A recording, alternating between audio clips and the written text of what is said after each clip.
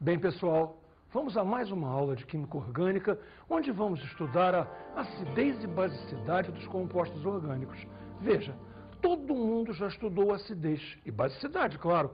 Na química inorgânica, nós precisamos adaptar o conhecimento de acidez e basicidade às funções orgânicas para fazermos tudo isso no ambiente da orgânica. Então, precisamos de uma boa ambientação para isso.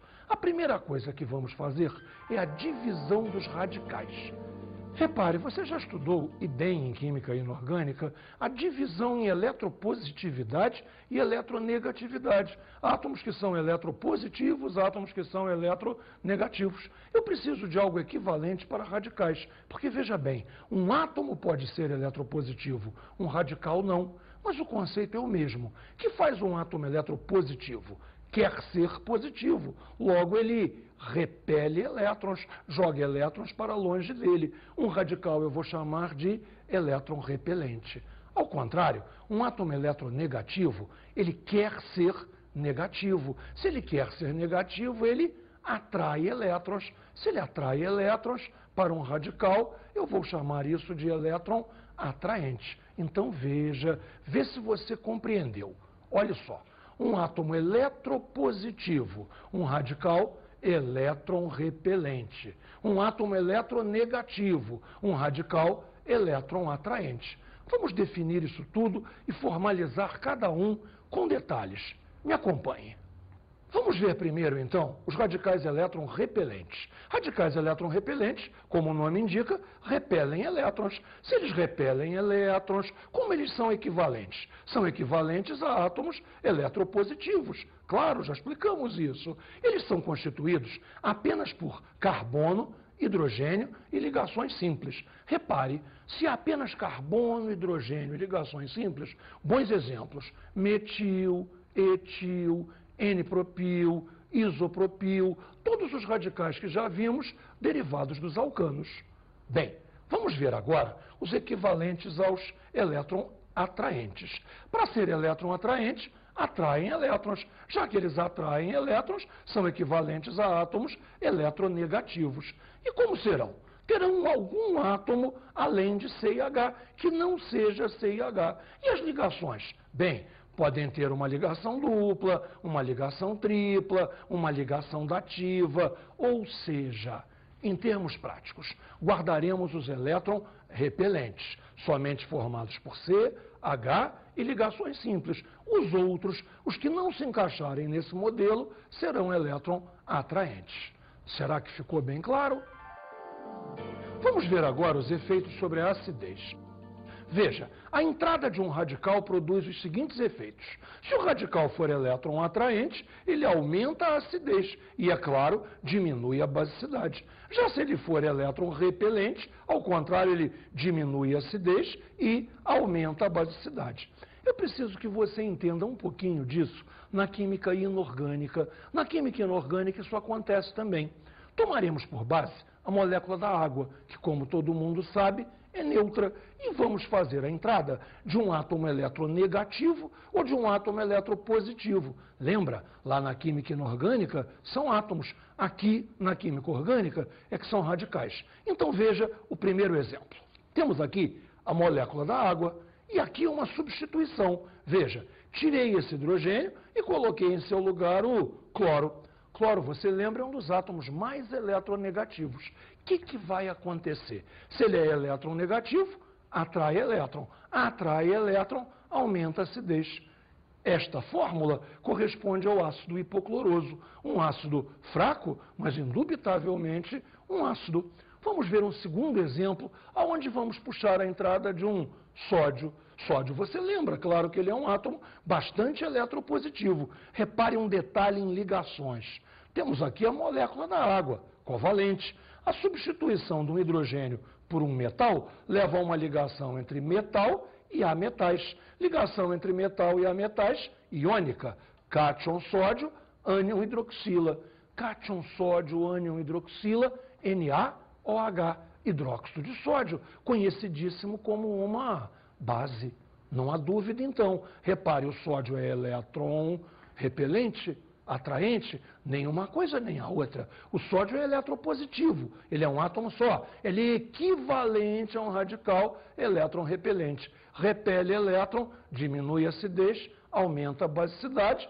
Soda cáustica, lembra que é o outro nome do hidróxido de sódio? Soda cáustica é uma base.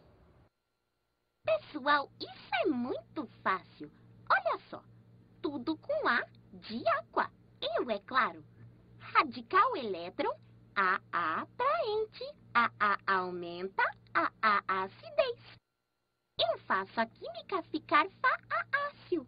Isto mesmo, Gotinha, eu concordo inteiramente com você. Tudo com A de aqua, elétron A atraente, A aumenta, a acidez. Você teve uma boa ideia, gostei. Vamos então agora começar sério, sem Gotinha, o estudo da acidez dos compostos oxigenados. Como faremos isso? Observe aqui o primeiro exemplo. Nós vamos começar pelos álcoois. E pelos álcoois eu vou te explicar tudo como vai funcionar. É estudo da acidez dos compostos oxigenados. Nosso padrão será a água. A água, você sabe, é neutra. Vamos estudar os álcoois. Qual é a nossa ideia para trabalhar então? Vamos colocar ali, para comparar com a água, a fórmula do menor álcool possível. Será que pode ter álcool de um carbono só? Claro que pode, é o metanol. Então repare, coloco a fórmula CH3OH. E agora vamos a um ponto da maior importância. Eu não sei comparar o que é igual. O que é igual, não dá para comparar. Eu só sei comparar o que é diferente. Repare então, o que essas duas estruturas têm de diferente? Claro que é aqui, do hidrogênio para o metil. A hidroxila está mantida, entrei com um grupo metil. Cabe a você agora decidir se esse metil é elétron atraente ou se ele é elétron repelente. Só tem CH. As ligações são todas elas simples. Então é claro que ele é elétron repelente, evidente. Então veja, se ele é elétron repelente, ele aumenta a acidez? Não. Elétron repelente diminui a acidez. Consequentemente, aumenta a basicidade. Ou seja, o álcool é um pouco menos ácido do que a água, ou então é um pouco mais básico que a água. Tanto faz falar uma coisa ou a outra. Mas agora eu tenho um segredo para contar para você. Os álcoois, na prática, são considerados neutros. Você já passou álcool em sua pele e eu tenho certeza que você lembra que não aconteceu nada. O álcool é, na prática, um composto neutro. Tal não vai acontecer com os fenóis. Repare como é que nós vamos estudar um fenol. Olha só, a água, novamente, e aqui a estrutura de um fenol. Você lembra? Hidroxila ligada ao anel aromático. Eu vou te falar mais uma vez, para não falar de novo. Eu não sei comparar o que é igual. O que é igual, é igual. Eu só sei comparar o que é diferente. Cadê a diferença entre a água e o fenol? Repare, a água, fenol, hidroxila, hidroxila. A diferença é o hidrogênio e o anel aromático. E o que temos nesse anel aromático?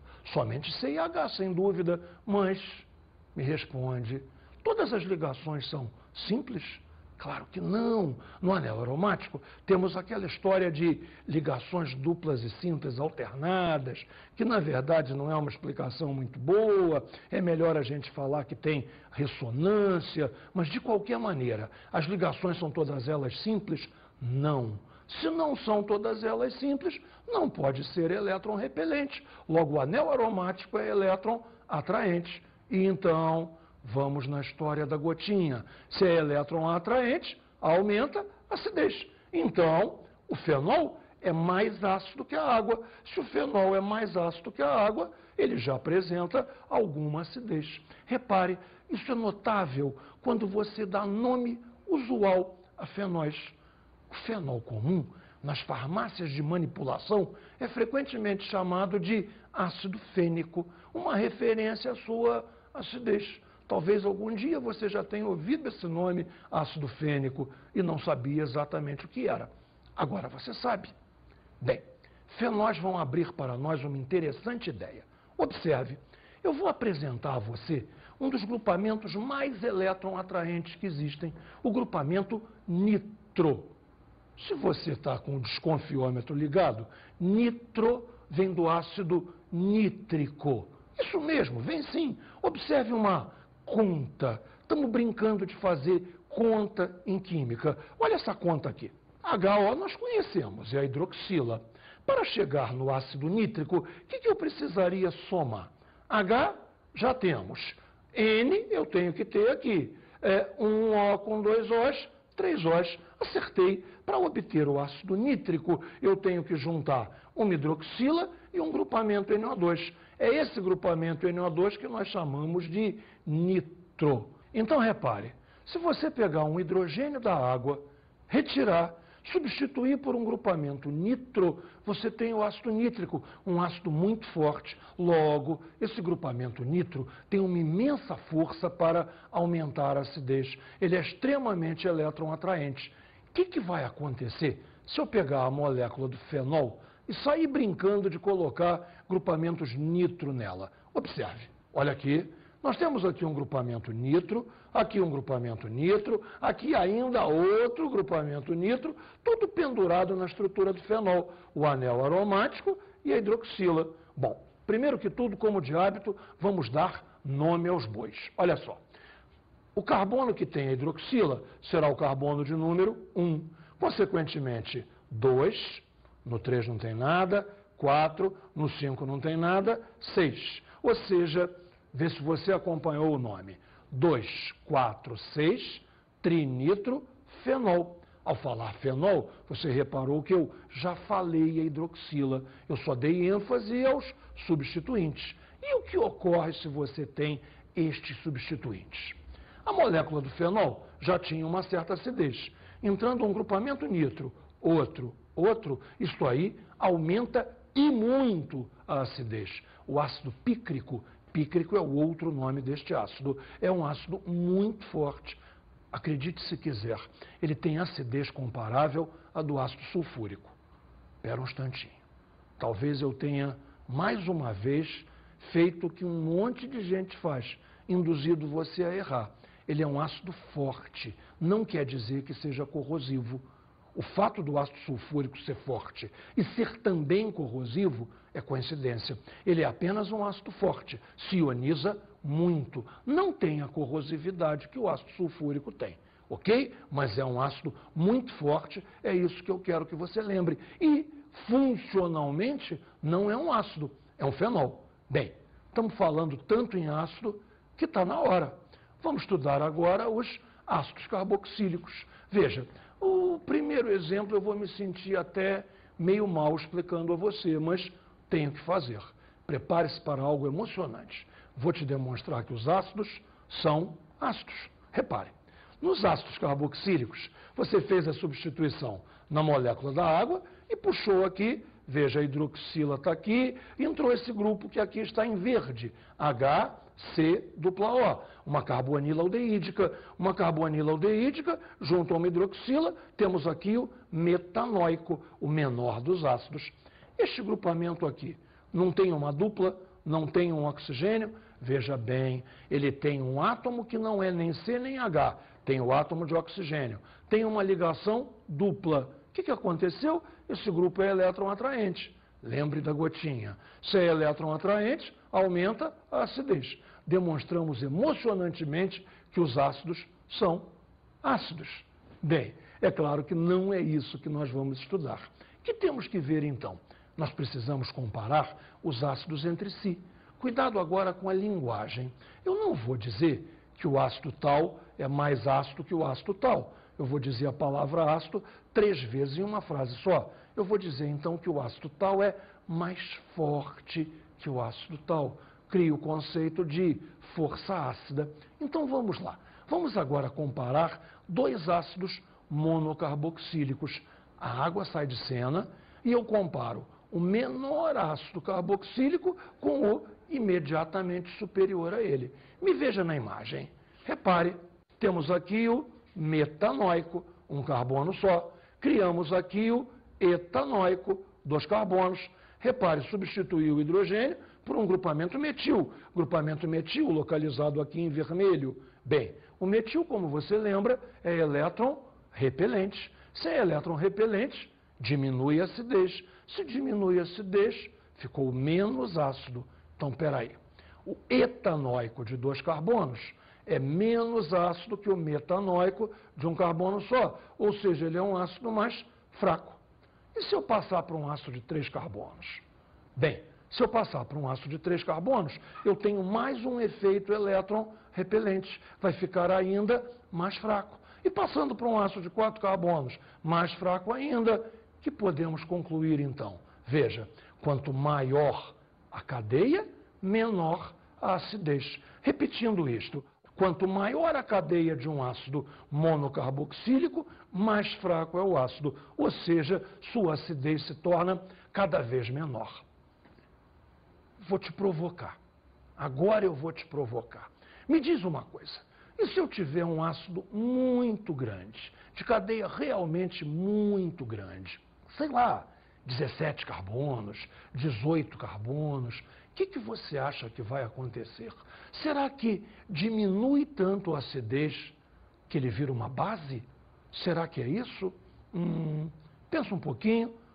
Pensou? Eu te dou a resposta então. Os ácidos muito grandes são praticamente neutros. Todo o efeito da acidez da carboxila é quase que compensado pela imensa cadeia que você tem elétron repelente. Guarda essa. Ácido muito grande, na prática, é neutro. Bem, joguei essa imagem para você ver agora o que nós estamos estudando aqui. Repare, carboxila, carboxila, duas coisas iguais. As estruturas azuis são iguais. O que temos aqui? Um metil em vermelho. Que temos aqui? Uma carboxila em verde. Ah, tá certo. O ácido à direita é dicarboxílico. O ácido à esquerda é monocarboxílico. O radical da esquerda, metil, o vermelho, ele é elétron repelente. A carboxila em verde é elétron atraente. Então, veja só. Eu troquei um grupamento elétron repelente, o metil, o vermelho, por um grupamento elétron atraente, em verde, a carboxila. É claro que a acidez aumentou, e aumentou bastante. Resumindo, ácidos dicarboxílicos são mais fortes que ácidos monocarboxílicos de mesma cadeia. É importante que as cadeias sejam iguais, porque, veja bem, eu não saberia comparar um ácido dicarboxílico de cadeia muito grande com um ácido monocarboxílico de cadeia pequena. Quem iria ser mais ácido? Não sei. Eu precisaria de dados quantitativos, dados da química inorgânica, o Ka, a constante de acidez, que não temos aqui agora. Nosso estudo, por enquanto, é absolutamente qualitativo. A alfa-substituição. Bom, primeiro a gente precisa saber o que é carbono alfa. Carbono alfa é o carbono vizinho da carboxila, ok? Você tem a carboxila, o carbono do lado se chama carbono alfa. Bem, e daí? E daí observe o seguinte, se um grupo elétron atraente para aumentar a acidez, entra no carbono alfa, aumenta muito a acidez. A jogadinha é o muito. Veja, se a substituição fosse no carbono beta, peraí, professor, o senhor não explicou o que é carbono beta. Claro, mas eu não preciso, você é esperto. Carbono beta é o que vem depois do alfa. Se a substituição fosse no carbono beta, o efeito seria pequeno, não seria um efeito marcante. Esse efeito se torna marcante quando a entrada é no carbono alfa. Vamos a um exemplo? Olha só. Aqui nós temos ácido de 3 carbonos, propanóico. Aqui nós temos o propanóico também, porém com a entrada de um cloro, no carbono vizinho da carboxila, no carbono 2. Se esse aqui se chama ácido propanóico, esse aqui é o ácido 2-cloropropanoico, que também pode ser chamado de ácido alfa-cloropropanoico. Ele é muito mais ácido que o propanóico. A entrada daquele cloro ali dá um negócio todo especial à molécula. Eu crio um efeito elétron atraente, saio puxando elétrons aqui e facilito a saída desse hidrogênio. Você lembra que para ser um ácido é preciso que o hidrogênio possa sair. Se eu criei um cloro ali, que é um facilitador desta saída, a acidez aumentou. Bem, podemos resumir então a coisa assim. Se eu tiver 3 ácidos, veja, propanóico, 3-cloropropanoico e 2-cloropropanoico. Quem é o carbono alfa? Carbono alfa é o carbono 2 ou o carbono 3? O 2, é claro, o 2 que é o vizinho da carboxila. Então, esse ácido aqui é o mais forte de todos. Se a entrada foi no 3, que é o beta, o efeito não é tão marcante. E, finalmente, no propanoico, não temos nada a considerar, ele é o mais fraco dos três. Você viu a importância da alfa-substituição. Claro, só é significativo no alfa. alfa, com a de aqua. Isto mesmo, Gotinha, você está cada vez mais esperta. Só é significativo no alfa, com A de aqua. Tá certo, mas agora vamos com mais A de alfa. Nós vamos agora levar a substituição alfa ao máximo. Como é que eu posso maximizar este efeito? Repare só, imagina o etanóico. O etanóico só tem o carbono da carboxila e o carbono alfa. Carbono alfa tem 3 hidrogênios. Logo eu posso pendurar, desculpe o nome pendurar, tá? Mas químicos são assim mesmo, a gente fala coisas engraçadas. Eu vou pendurar 3 cloros nesse carbono. Repare como, observa aqui, está aqui o etanóico, um cloro, outro cloro. Todos os cloros trabalhando no carbono alfa. Eu tenho então o ácido tricloroetanóico. Eu preciso numerar para dizer aonde estão esses cloros? Claro que não, só poderiam estar ali. Então, prescindimos desses números, chamamos de ácido tricloroetanóico ou então tricloroacético. Este é um dos ácidos mais fortes da química orgânica. Potencializamos a alfa-substituição ao máximo. Temos 3 cloros, todos 3 no carbono alfa, o que nos gera um ácido muito forte. Ok? Será que você entendeu bem esse efeito alfa? Bem, vamos ver agora a basicidade dos compostos nitrogenados. Repare por que é preciso que a gente veja isso. Terminamos a acidez dos oxigenados. Vamos agora pegar a basicidade dos nitrogenados. Qual é o nosso ponto de partida? Não é mais a água. Nosso ponto de partida agora é a amônia. Me acompanhe aqui na imagem para estudarmos a amônia. Repare. NH3, conhecido, fórmula manjada, mas o que eu quero ver é outra coisa. Nitrogênio. Nitrogênio, você lembra, é um elemento do grupo 5A. Se é do grupo 5A, tem 5 elétrons, precisa fazer 3 ligações. E fez um hidrogênio, um hidrogênio, um hidrogênio. A contabilidade que eu preciso não é essa. Ele tinha 5 elétrons, emparelhou com 3 hidrogênios, logo usou 3 de seus elétrons, sobraram 2 então.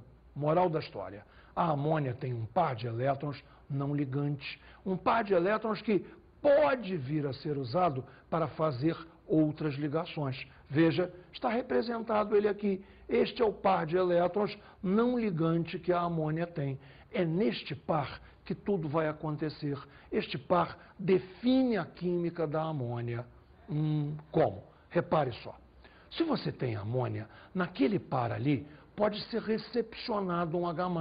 Um H+, que veio de um ácido, pode se grudar ali, gerando um interessante cátion, que a gente vai chamar de cátion amônio. Veja na imagem. O cátion amônio tem nitrogênio ligado a 4 hidrogênios. Nelson, cadê o par de elétrons? Está aqui, só que ele era um par não ligante e ele agora é um par ligante. Está ligando o hidrogênio que veio do ácido. Bem, e esse hidrogênio que veio do ácido, você lembra, ele era H+. Juntamos NH3 a um H+, juntando tudo, NH4+, cátion amônio. Vou te ensinar um truquinho, talvez você já saiba, mas nunca é demais lembrar, para você não confundir amônia com amônio. Qual é o truquinho? Amônia, a substância, feminino. Amônio, o cátion, o íon, masculino. A amônia, a substância. O amônio, o íon. Fica muito fácil para lembrar assim. Bem, e daí? Já que nós começamos na amônia, vamos passar para as primas da amônia. Quem são as primas da amônia? Você lembra lá em funções? São as aminas. Veja só aqui uma amina. As aminas são as bases orgânicas. São elas que têm a basicidade que nos interessa. Observe a ordem de basicidade das aminas. As mais básicas de todas são as secundárias, depois a primária, depois a amônia e, por último, a terciária. Caramba! Não era o caso dessa terciária ser a mais básica de todas? A terciária não tem 3 radicais, 3 grupos elétron-repelentes? Ela não devia ser a mais básica de todas? Bem, devia, mas não é não. Acontece uma coisa meio inesperada, que eu vou te mostrar na imagem. É algo em que a gente não tinha pensado. Repare uma coisa, para a amônia ou para a amina, para qualquer composto nitrogenado funcionar como uma base, ele tem que recepcionar o H+, que vem do ácido. Observe a amina terciária. Repare, escolhemos a trimetilamina, que tem 3 grupamentos metil, todos 3 elétron-repelentes, representados em vermelho. Se eles são elétron-repelentes, repelem elétron. Se eles repelem elétron, ficam positivos. Que temos então? Um grupo positivo, um grupo positivo, um grupo positivo e o H+, que obviamente é positivo, querendo entrar. O que nós vamos ter? Uma enorme repulsão entre esses 3 grupos positivos e o H+. Isso aí ajuda o H+ a entrar? Muito pelo contrário, o joga para longe, o joga para fora da molécula da amina terciária. E a amina terciária acaba sendo, então, a mais fraca de todas, mais fraca do que a própria amônia. Compreendeu? Bem, o que mais que temos de importante nos nitrogenados? Vamos ver as amidas. As amidas são uma classe não tão importante assim, mas nesse estudo precisamos vê-las, porque elas têm uma característica muito interessante. Observe então a característica. As amidas são neutras, são intraneutralizadas. Veja aqui o desenho, repare. RC dupla O ligou, em verde você tem a parte ácida da amida. E aqui você tem um grupamento NH2, que eu coloquei em vermelho, para te lembrar que é a parte básica da amida. Repare, uma parte ácida, uma parte básica. Dentro da mesma molécula temos grudadas diretamente a parte ácida e a parte básica. Um ácido, uma base, a amida é o quê? Neutra. Amidas na prática são neutras e eu vou te ensinar um truquinho. Às vezes aparece em prova que a amida é salina. Salina? É, salina. Repare só, ácido mais base não dá sal mais água? Não é essa a reação mais manjada de toda a química? Ácido mais base, sal mais água? Se na amida eu peguei uma parte ácida e uma parte básica, a amida é dita salina. É verdade uma coisa, a maioria das amidas chega a ter um gostinho de sal. Repare, nesse tema de neutralização dentro da molécula, precisamos ver um exemplo muito interessante, muito importante, que são os aminoácidos. Repare só a estrutura de um aminoácido. Você tem aqui à direita a carboxila, você tem aqui à esquerda, pendurado no carbono alfa, um grupamento NH2. E daí? E daí o seguinte, que o aminoácido vai funcionar como ácido ou como base, dependendo do meio em que ele se encontrar. Do meio? Sim, repare. Se você coloca um aminoácido num meio ácido, ele vai funcionar pelo grupamento NH2. Ele vai funcionar como se fosse uma base. Agora, se você o coloca num meio básico, ele vai funcionar como se ele fosse ácido. Ele vai funcionar pela carboxila. Moral da história. Aminoácidos reagem sempre.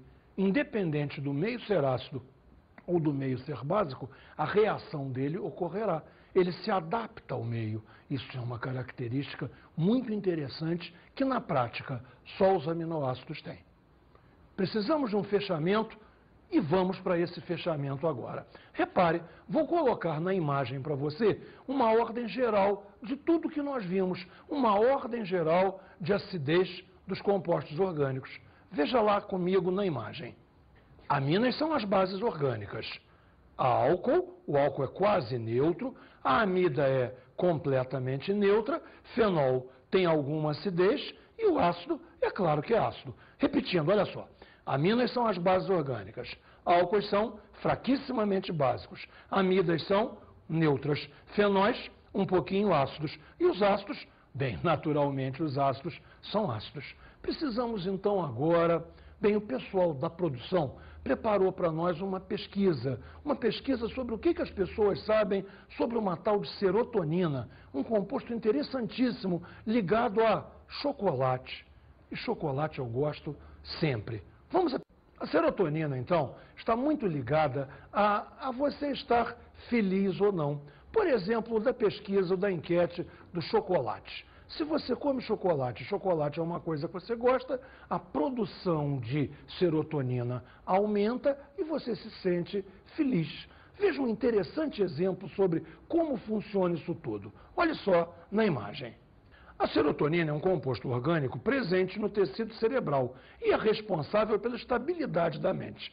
Quantos grupos básicos e quantos grupos ácidos a fórmula estrutural da serotonina apresenta? Bem, para isto precisamos olhar a fórmula estrutural. Então veja lá que coisa interessante.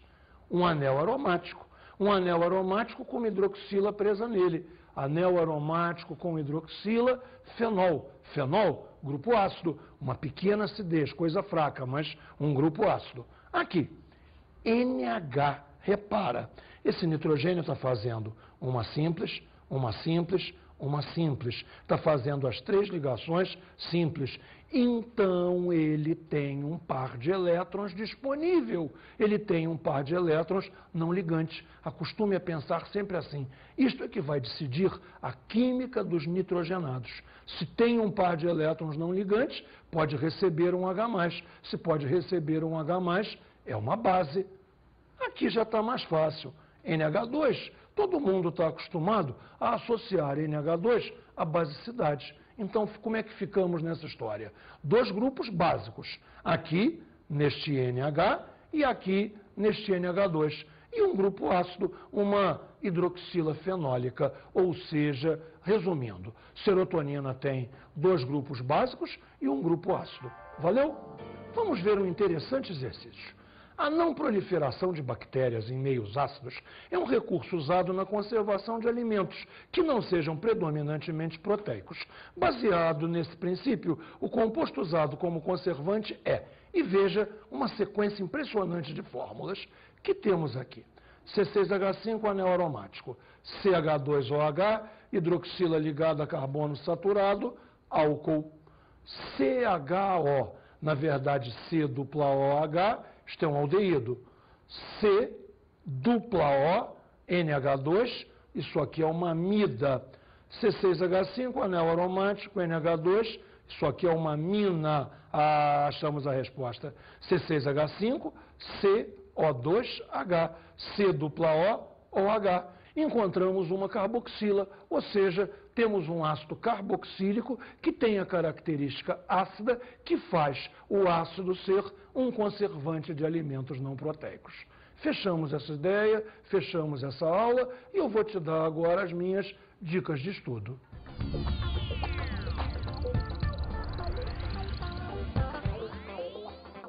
Bem, na minha dica de estudo eu vou te dar uma missão. Você vai passar a ler rótulo de tudo que você comer. E você vai encontrar lá sempre escrito conservante. Agora você já sabe o que é um conservante. Um composto ácido para impedir a proliferação de bactérias. Consequentemente, você vai ver o conservante, olhar o nome, pesquisar a fórmula e descobrir por que ele é um ácido. Assim, a química orgânica vai cada vez mais entrando em sua vida e você vai estar estudando quando não pensa que está estudando. Esse é o grande segredo de tudo, o olhar curioso sobre a vida, o olhar científico sobre o mundo que nos cerca.